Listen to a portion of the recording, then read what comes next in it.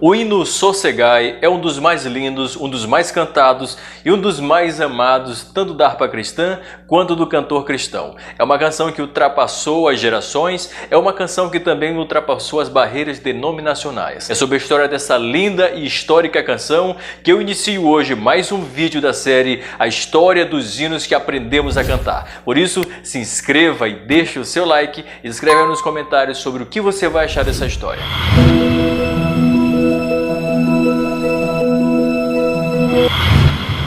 No início do século XIX, na cidade de Loame, nos Estados Unidos, havia uma família muito feliz. E entre essa família havia uma garotinha que nasceu no dia 27 de dezembro de 1831.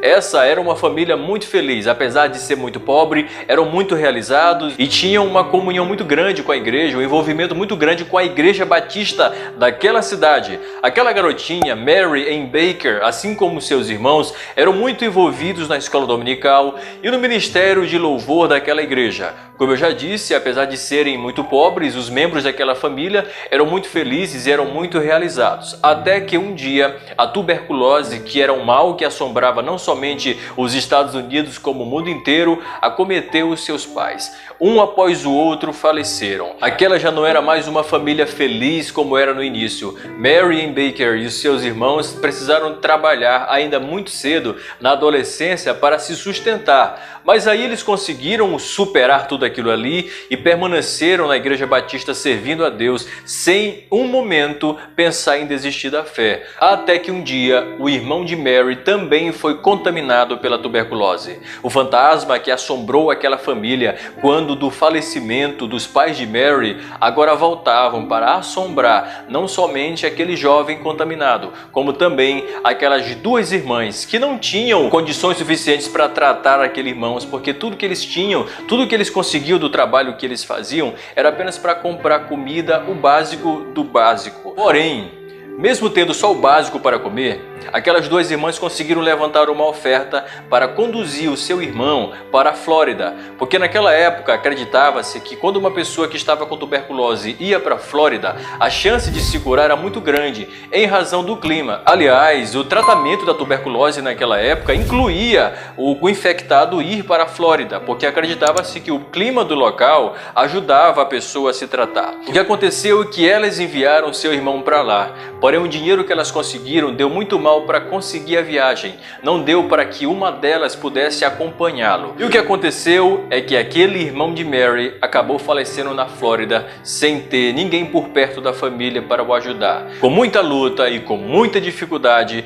elas conseguiram trazer o corpo do seu irmão para ser sepultado. Depois que tudo aquilo ali passou, uma onda de revolta, aliás a própria Mary caracteriza como se fosse um mar, uma tempestade que começou a surgir no coração dela.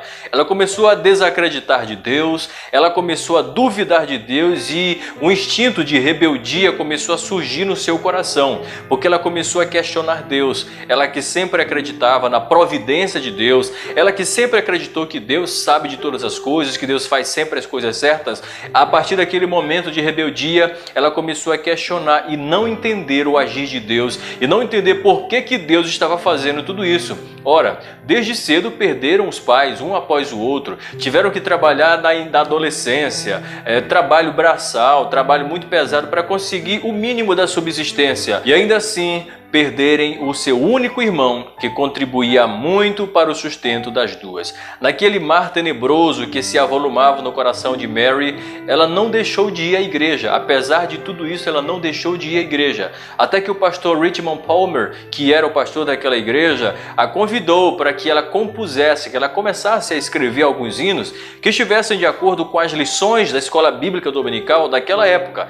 Ela aceitou a proposta. E o que é curioso é que entre aquelas lições havia uma que chamou a atenção dela. E a lição tinha o seguinte título: Jesus acalma a tempestade.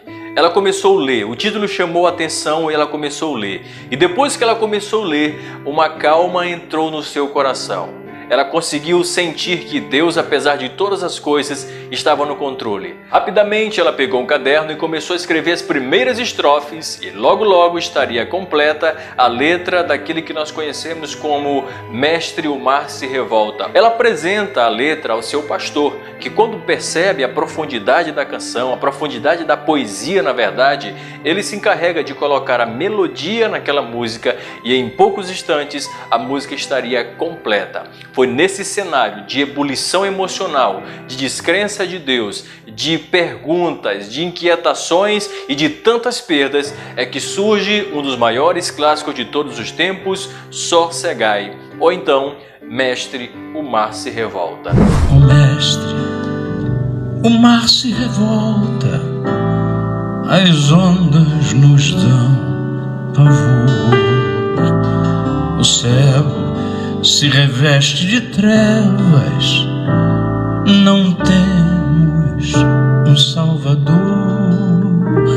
Uma curiosidade interessante é que mesmo aquele hino ter se tornado um grande sucesso nos Estados Unidos, o coração de Mary continuou entristecido. Afinal de contas, ela havia perdido os pais muito cedo e o seu irmão e precisava lutar sozinha para sustentar-se com a sua irmã.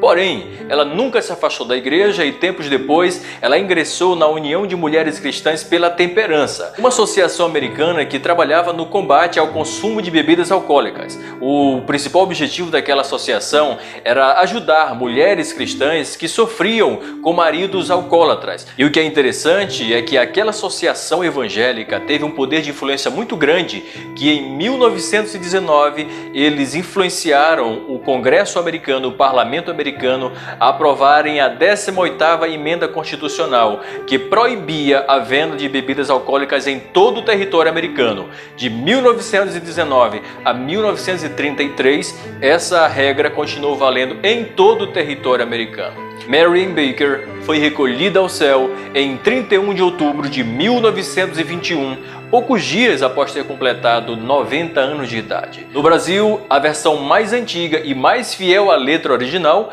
data de 1903, que foi uma versão de William Edwin, que foi um dos pioneiros da Igreja Batista no Brasil.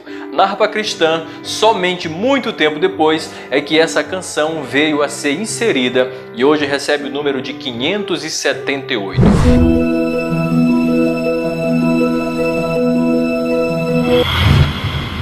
Esse foi mais um vídeo da série A História dos Hinos que Aprendemos a Cantar. Você tem alguma história com essa canção? Essa canção já marcou algum momento específico da sua vida? Já teve algum momento na sua vida em que você se sentiu realmente como se estivesse dentro de uma tempestade, prestes a naufragar na fé?